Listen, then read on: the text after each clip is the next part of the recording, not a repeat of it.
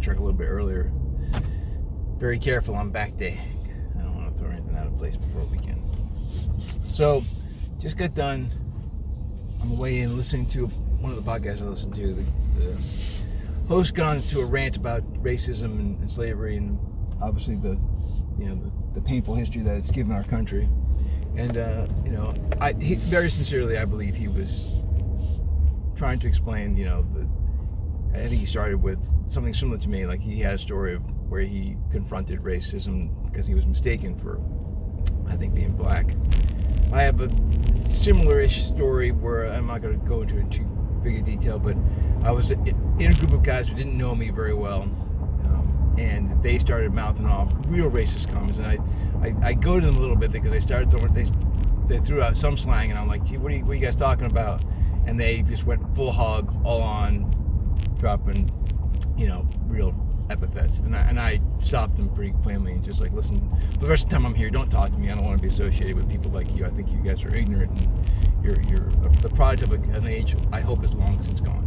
Obviously it wasn't gone because they were doing it, but it pissed me off, and really for the time I was there for another couple of weeks, and I never talked to them again. So it's there, and then this podcast was talking about it, like, to not live as a minority like that, and to have run into that. Like, I ran into it once that I can really recall. Probably, if I thought hard, I could kind of come up with examples. But if I were actually a black guy living in America, who knows? I could confront that on a weekly basis, on a monthly basis. It would wear on me. I'm sure. I'm a pretty sensitive guy, and that kind of thing would bother me. So I can imagine. You can only just imagine what people go through on day to day.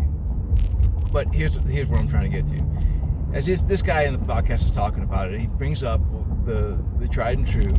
That during the Jim Crowe era, you're sitting in the back of the bus and you couldn't go to certain countertops, or you couldn't use certain water fountains, and those are all true, and those are all horrible.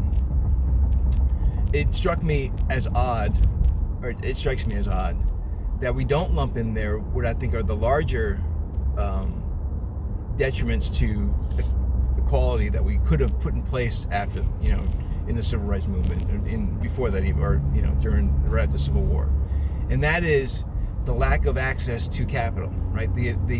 I said before, banks weren't loaning black business owners money to start their businesses, so or they were loaning at a much lower rate. They were institutionally kept poor. And the countertops and the Jim Crowe stuff is bad, more dangerous and more detrimental, not just to black communities, but to the country as a whole, and to the idea of healing, was keeping capital away from black business owners and not allowing that community to thrive and get equal with the rest of the country. So I think whenever it gets raised, and do me this favor forever and ever, if you can think of it. If you hear people talking about, sitting in the back of the bus and not being able to eat it or go to certain businesses, throw out there, not only that, they weren't able to own businesses, or they weren't able to get capital to fund businesses. So the ones so for the credit to the people who did, the black folks who did, that they struggled and still were able to pull it off. That's amazing, because they were shackled in many ways financially, as well as all those other things. And again, I don't think it did the whole country a huge disservice. And is it leveling out? I don't know. I couldn't tell you. I don't have wishes to those numbers. I want to hope so, right? I want to hope that we get to the place where everyone's just treating people based on their actions and their deeds, not on the content of their character, as it were. But I think there's a danger of, I guess he was saying all this in this podcast, all this in context of an African-American scholar, author, somebody at a college, who was saying that he enjoyed seeing white folks who were begging for food or begging for money because it gave him that great sense of revenge, which I think I have to agree with the podcast. It's ultimately an eye for an eye makes everybody blind eventually. I don't think we want to bow to revenge as a way to feel better about ourselves in every aspect, including race relations. Oh, you could have gone, dude.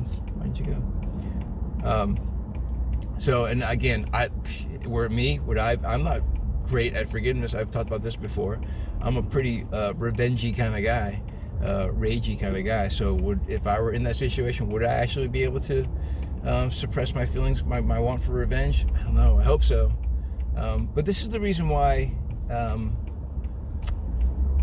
people who are the victims of a capital crime don't get to sit on the, like someone in your family is killed, you don't get to sit on the jury, right? That's because you're terribly biased. Right? That's what our system is set up to not allow that level of bias. We don't actually support revenge in court systems. And does that mean I don't believe in capital punishment? That's one of the ones I got to spend a lot of time thinking about before I come into a final decision. Anyways, there you go. There's my thought for the day.